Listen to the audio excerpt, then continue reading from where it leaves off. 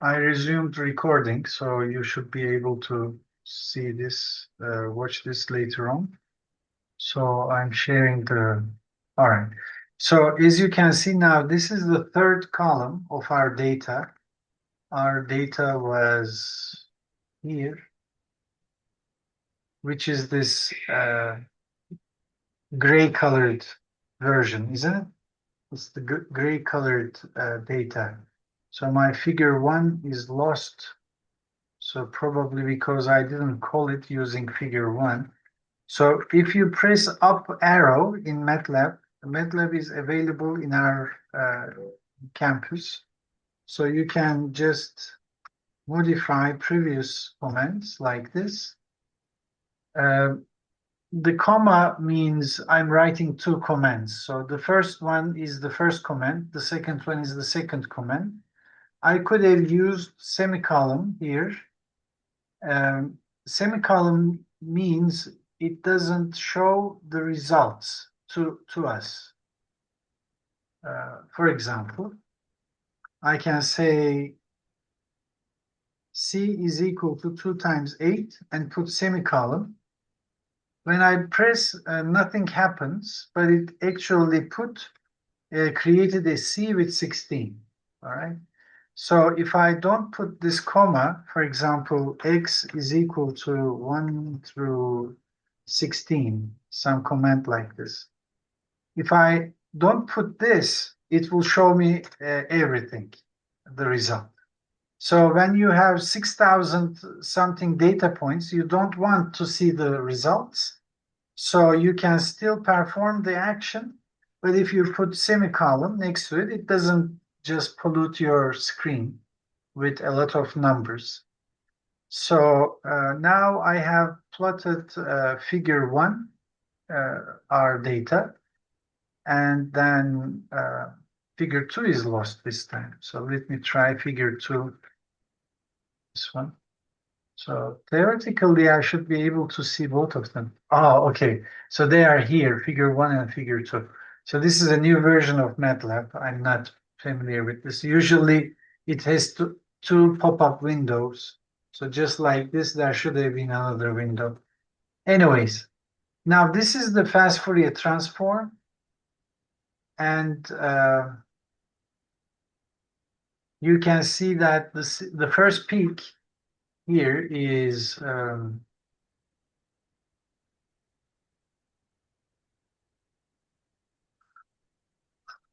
all right. So when you move your mouse on this figure, it brings up some options from here. It is tiny, but one of them should be putting tips. So if I click here, it shows me the value as well. Now the zoom has been, you see the mirror image on both sides, and this is our Nyquist frequency. So I can zoom back into the first few data points, and this is 3.3 hertz. So what was our calculation? Yeah. So by just counting the peaks, we thought it must be something between 3.5 and 3.6. Apparently, I couldn't count nicely. So maybe if I count, for example, here, this seems to be like a peak. Let me try to do this a little bit better. The exact value is 0.67.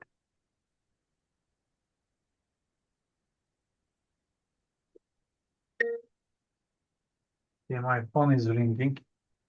So this one is 0.38. Sorry, the next one.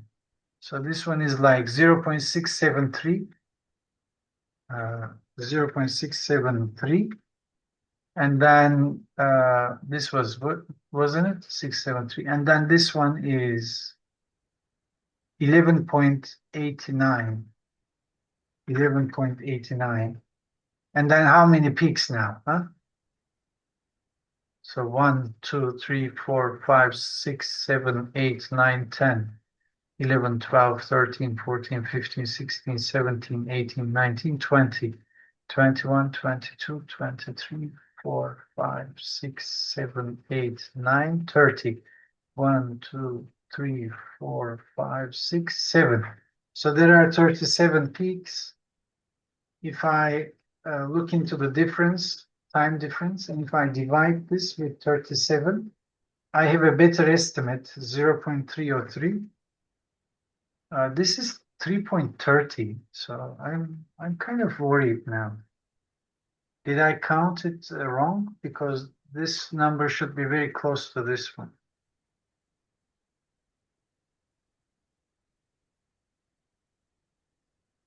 So maybe the frequency is changing. I don't think so because this is so narrow. See, if this is so narrow, what do we think about it? It should be low damping, isn't it? So this one seems to be a low damping.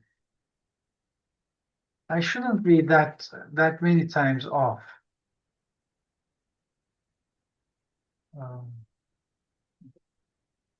11.37, 36 olsaydı 35, 4. Yeah, it should have been like this. Is it possible I counted them wrong? Hocam şeyde Evet, hata var sanki. 1/0.32 yapınca tutacak gibi. anladım da 32 tane peak yok ki. Şuraya geldik. 67, tamam. Şuraya geldik. 11.89, o da tamam.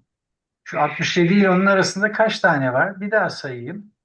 Bu mouse'la saymak zor oluyor. 1, 2, 3, 4, 5, 7, 8, 9, 10, 14, 15, 16, 17, 18, 19, 20, 21, 22, 23, 27, 28, 29, 30, 1, 3, 4, 5, 6, 7, 37 sayıyorum.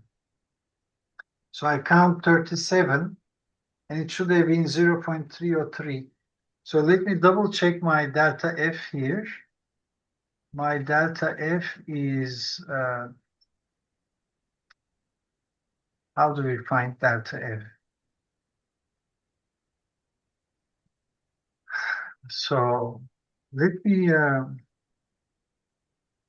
create something called F for II from 1 to 6,129 and 28. FII is equal to a. So I'm writing a small program, AI plus 1, the first column, minus AII, the first column. So now I'm looking at delta t's. I'm creating an array of delta t's. Huh? So next, no, end. So here's a nice do loop from 1 to 6,128. So in the F parameter, I'm just looking at delta t's.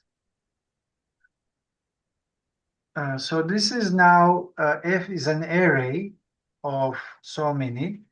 And when I say mean of F, that should be the sampling frequency, 002. So maybe my mistake was assuming delta F is this. Do you think it would make a difference? Because when I plot figure number 2, I have assumed 505.8 is the total sampling frequency. But if this is delta F, then let me say delta F, sorry, let me say delta F is this number. And then let me plot this figure again. Here's the figure. And instead of this, I'm going to form the frequency axis as df times 0 to this number. So let's see what we get this time. So I will zoom into here. And then I will put a mark on top of this. X value 0079.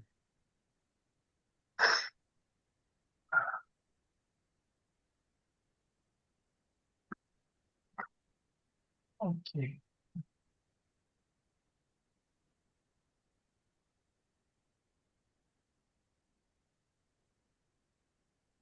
This is F.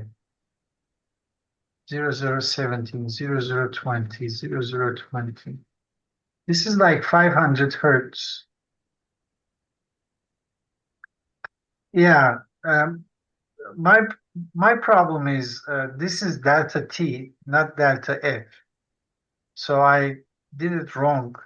So let me fix this. This is actually delta T. So from here, I can find the sampling frequency. 1 over delta T is the total sampling frequency.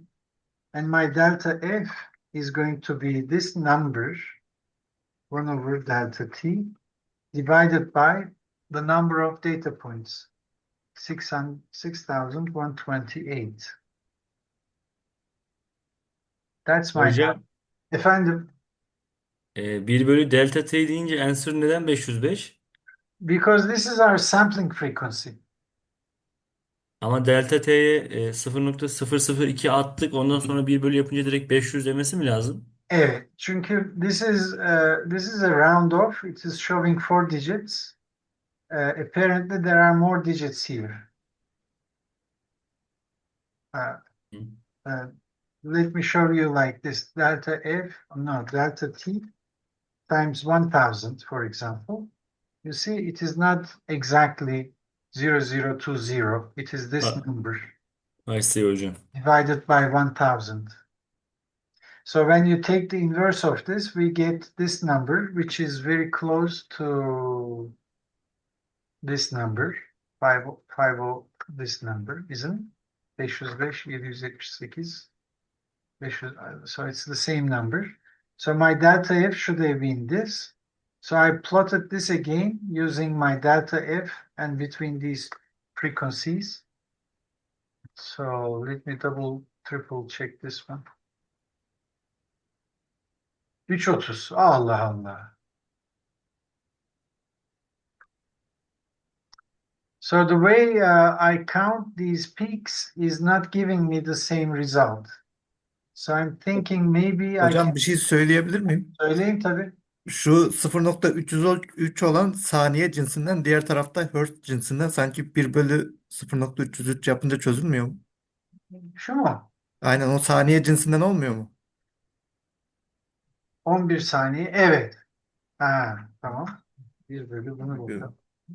3,3. Bravo. Evet, Cem, sana biraz bonus vermem lazım. teşekkür Ben ederim. bu 3 saniyeyi 0,303'ü nasıl 33 ile aynı diye düşünüyorum bilmiyorum ama bir evet. Yeah, so this one is pretty close to this number, 3.301. So now, so that means I was looking at the period and this is the frequency. So when I look at the frequency here, they kind of match.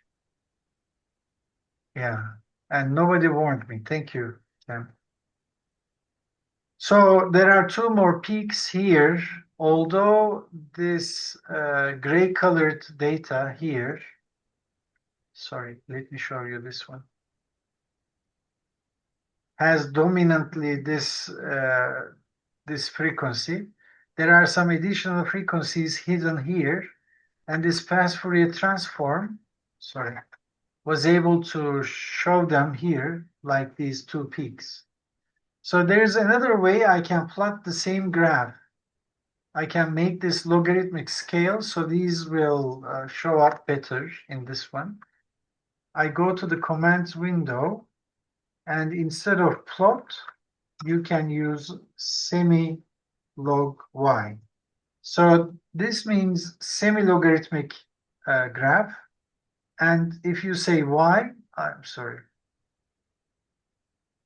If you say semilog y, then it means the y-axis is logarithmic, x-axis is normal. So when I plot the same graph in figure 3, it looks like this. So I can even see some even higher frequencies here. They show up nicer, and obviously these two frequencies look even much nicer. So maybe if I zoom into this range, here's my first, second, and third frequencies. So now I can pick the peaks a little bit better. Maybe with Control key, Alt key. Right, no? Okay, without any key. So this is picking. I'm picking the peaks. So with 3.3 hertz, 27 hertz, 36 hertz, I have these additional peaks. All right. So this was the third column. Now I want to add all of the columns. Doing this is quite easy. You go to here, no, first B. I can type B and up button. So this brings up the last command I have used.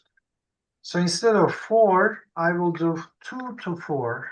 See, this means second, third, and fourth columns. So in MATLAB, you can say 2 to 4. So it means 2, 3, 4. And all of the rows. If you like, you can say from 2 to 6. So it will take only 2, 3, 4, 5, 6. But we don't want it, of course. We want everything.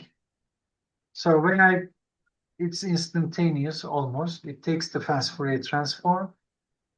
And then if I go to figure 3 and plot B with the same x-axis,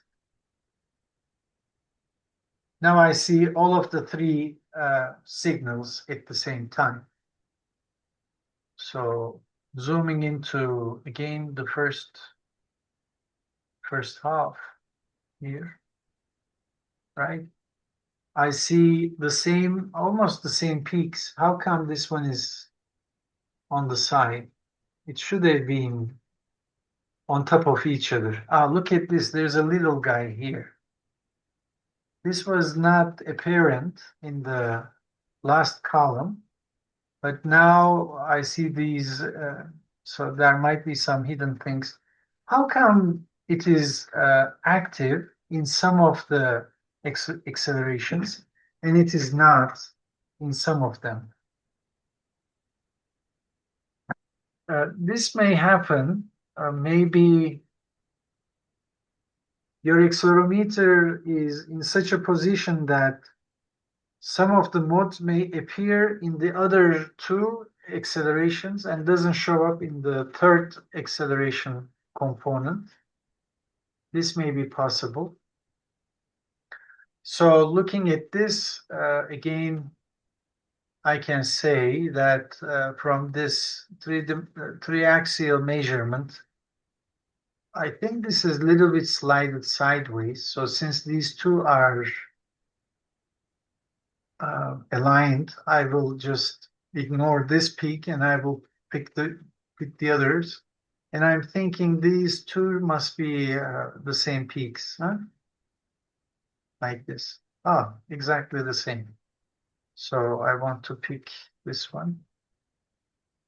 Yeah, it's the same, but this one is slided to the right. 27 hertz or something. So even with the same accelerometer, we are reading different readings. So that's fine. This is not a very good measurement. If you have a precise, good instrument, you can have a better result. So let me take this screen and share it with you.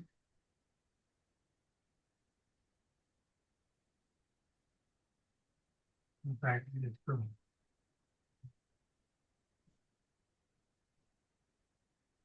This must be the one.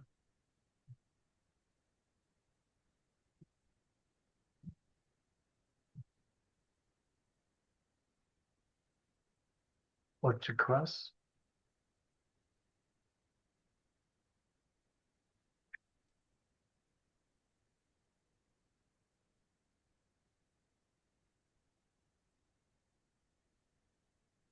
Maybe I can have a sheet to copy some of the things that we discussed today. This is the one. So I will say a page, and this page I will share some of the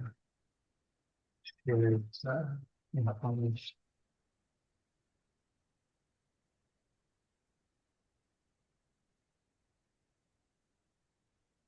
Okay, so I think I can add, maybe at the end I can add the comments. So some of the important ones I think I will be sharing like this. Now, so what are we looking at is some previously recorded data in frequency domain. So this has been sampled with 505 hertz here. So the first peak we can guess to be 3.3 hertz just by counting the peaks. You can also count the orange ones. Although it's the same accelerator, it is out of phase, as you can see. Maybe I can see it better from here. You see the orange and the yellow are out of phase. So when one of them is going in the positive direction, the other one is going in the negative direction. Okay.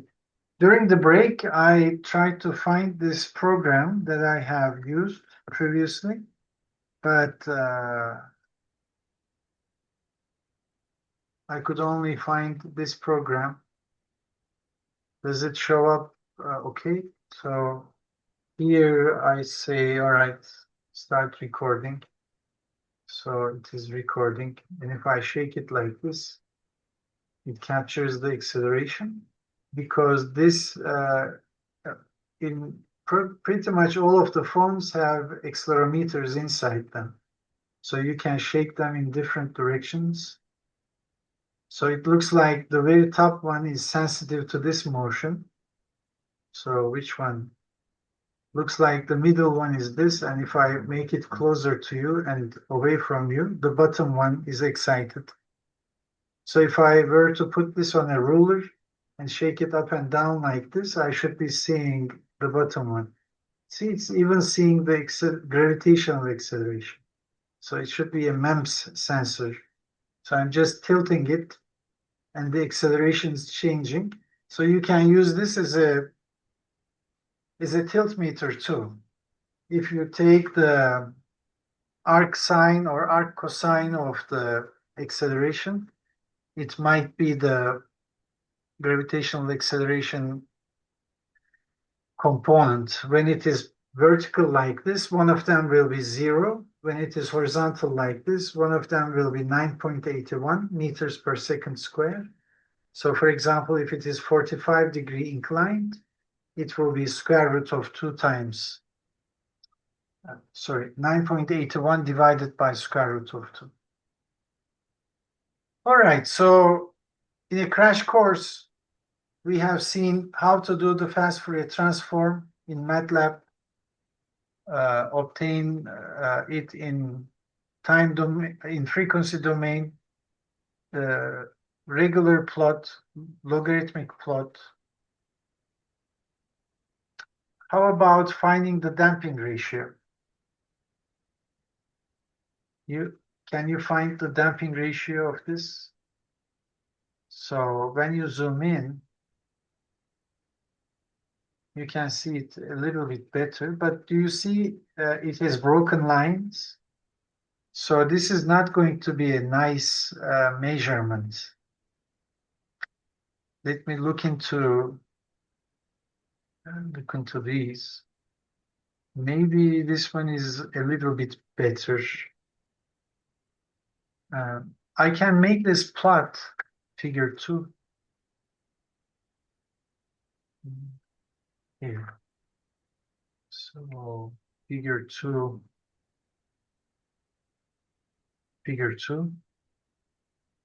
After this, if you put this quotation mark point, then minus sign, then close it. this is going to have line and points at the same time. So this is how you tell MATLAB to plot your graph. Oops. Yeah, now it plotted all of them. That's fine. Let me zoom into these little guys. Ah, there you go. See, now you have more data points and you can have a better estimate of your damping ratio. But since this one vanishes so fast, we can still estimate it. Huh? So for example, this is like 36. If you divide 36 with square root of 2, you get 25.45. So 25.45, something like this. So these are our points, 25.50. Yeah, this one and maybe, yeah, I don't have a data point, so I will pick this one. Now their x values are these, so I will subtract 27.5674 minus 26.577. So difference is like 0.99. What was the method? W2 minus W1 divided by 2 times this W, wasn't it? So this value is like 2715, 27. So I will take it as 27.1 because the peak is very round and I don't have a central value. So if I divide this with 27.1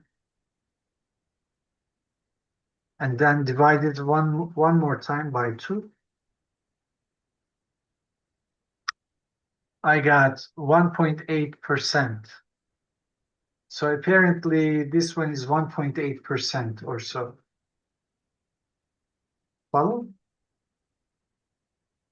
So if I do the same thing for the others, for example, this one, it will be more difficult because look, here I don't have additional points. So although I have okay, 10 minutes left. Although I have a lot of data points, I'm still missing here because it's very steep. So just to have an estimate, I will take this as 800 divided by square root of 2, 565. So 565 is like this. So I need to find these values.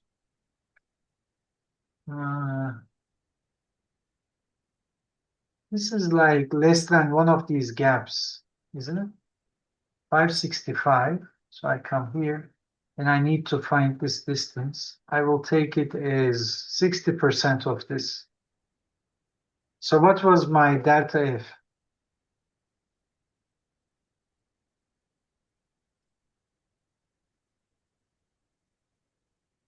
This was my delta F, is it?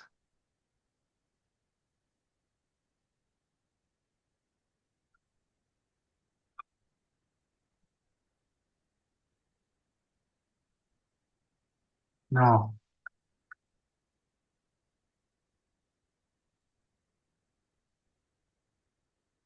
Yeah, this is delta F.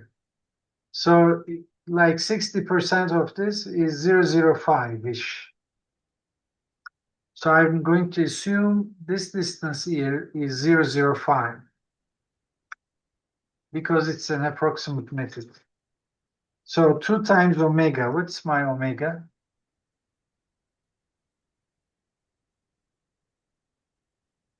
It is 3.3.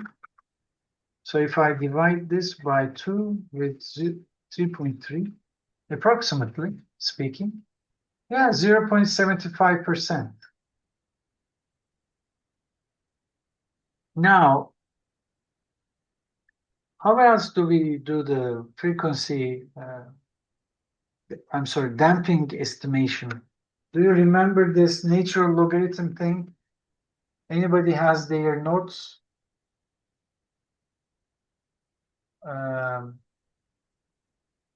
So we know the value here. Let's say xy 0.3133. 0.3133. So I pick this one. Did I pick this one? Yeah. So we may lose the connection. So if that's the case, then after 10 minutes, we are meeting again. Okay? So I don't know how many minutes left. Oh, 7 minutes. All right. We can do it. So this peak here, add data label.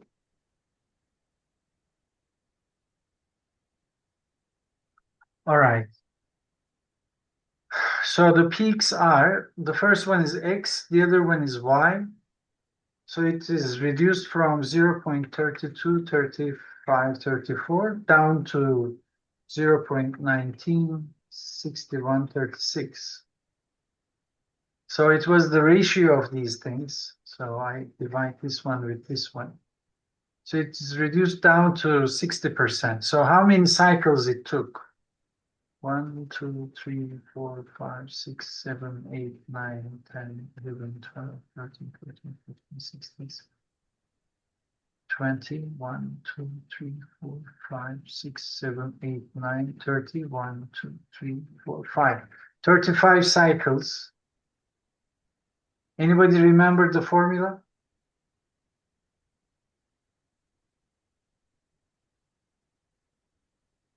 Kimse not almadı mı? Hocam bu bir şey söyleyeceğim. Bu şimdi Evet. ivme verisi ya. Formülde U1 eksi U2 deplasmanı koyuyorduk. Fark eder mi?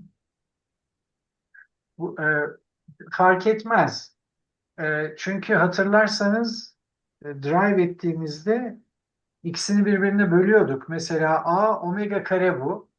Altında yine A omega kare. Omega kareler gittiği için deplasmanların oranıyla ivmelerin oranı aynı oluyor. Hmm. O yüzden ikisini birbirine böldüğümde omega kareler birbirini götürdüğü için bu aslında deplasmanların da oranı. Hmm. Çok güzel bir soru. Eğer bu deplasman olsaydı aynı oranı bulacaktık. Tamam. Tamam hocam. Bunun e, e, doğal logaritmasını alıyoruz.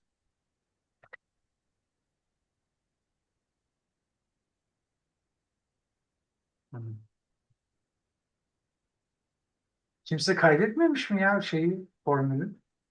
Hocam hangi formül? Damping için ln Yaptık formül. bölü 2 pn var. Nedir? Ln bölü 2 pn. Bölü 2 bölü pi bölü n. Tamam E, mı? bölü değil de 2 bölü... Ha, evet. Evet, anladım, tamam. Aynı şey yani. Şöyle yapalım. Senin sevdiğin şekilde olsun. Parantez açmaya üşeniyorum o yüzden. Tamam. Tamamdır hocam. Hadi hazır mıyız? Oo, 0.23%. Biz buradan kaç bulmuştuk? Şu kareköprüden. Şuydu galiba. Evet. Ee, Yani işte %1'den düşük. Ee, Ben şuna daha çok güveniyorum. Çünkü bunun hatalı olduğunu düşünüyorum. I think this one is not right.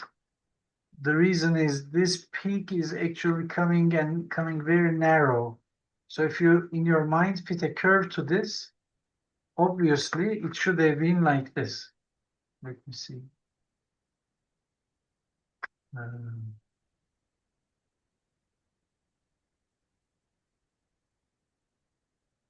Ama kocaman oldu. Okay. So theoretically, I would expect shapes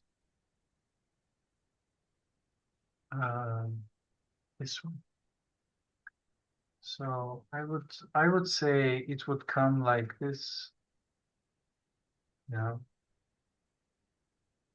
Then it would come This.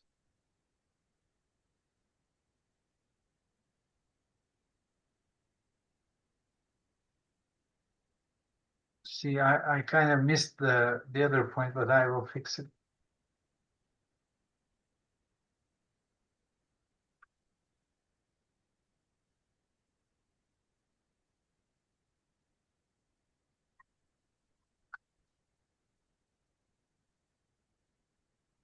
Yeah, so I would have expected it to be like this. It is still going through the same points. You see what I mean? I couldn't draw it, of course, perfectly correct, but theoretically speaking, it should be like this. So when you come from this amplitude and hit the 1 over square root of 2, it is actually much more narrow than this one.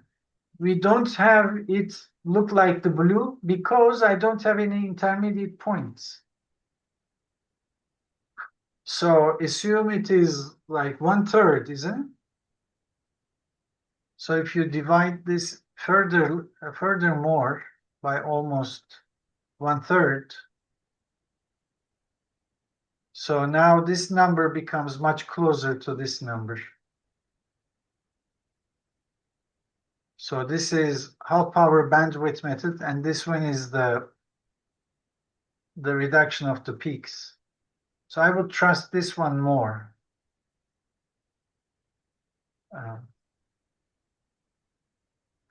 Okay, so we have less than 1 minute. Does anybody have any questions regarding these two? So not only we got the frequencies, here are the frequencies, right? We also get the damping ratio by looking at the half power bandwidth method, this one, which gave us a very large number because the actual curve is missing. We don't have any intermediate points. And this ratio of the peaks gave us a better estimate. So when we come back, I will try to fit a graph to this function. So it is, Hocam VB kare minus VA kare denemiş miydik? O da onu denemedik ama onun da high damping miydi o da zaten? Daha da kötü o verir. high damping için bu zaten %1